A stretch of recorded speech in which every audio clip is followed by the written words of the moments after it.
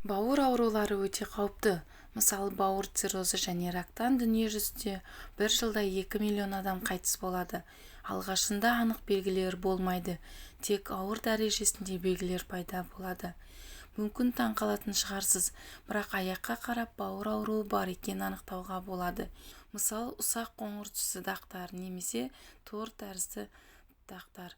Бұл видеода не нәрсеге мән беру керектігі туралы айтамыз. Бауыр 500 000 бауыр бөліктерінен тұрады. Оларды тек қана микроскоп арқылы көруге болады. Әрбір бөлік артерия, вена, өт қышқылдары, нерв және лимфа тамырларынан құралған. Бірінші белгісі қызыл қоңыр дақтар. Бұл дақтар тізеден төмен орналасады. Әртүрлі көлемді, ұсақ, жарықта жылтырап тұратын бөртпеге ұқсас дақтар.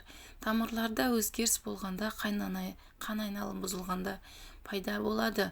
Бұл дақтар бауыр жеткіліксіздігінде, артериалды қысым төмендеп, тамырлар кеңеюінде пайда болады.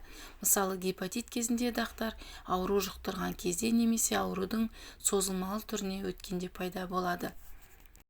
Дені сау адам бауырының 10% майдан тұрады.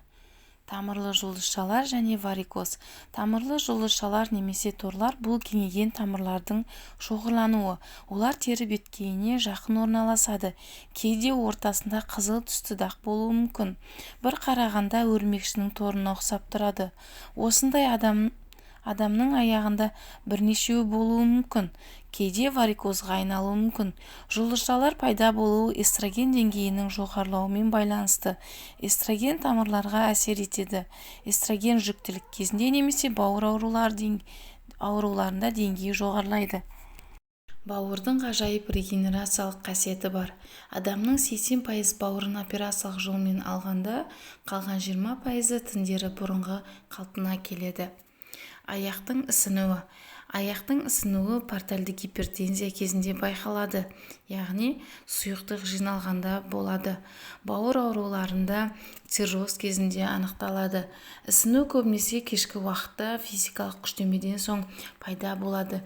Ісінуді анықтау үшін бір саусақпен басқан кезде із қалып қояды.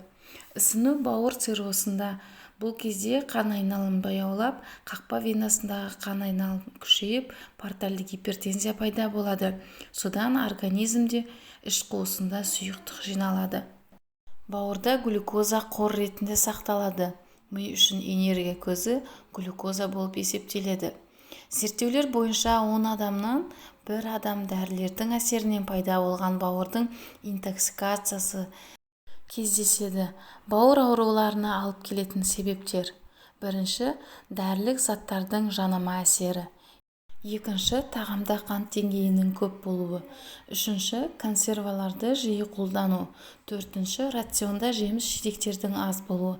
Бесінші, алкоголь қолдану. Алтыншы, тағамда ақуыздың көп болуы.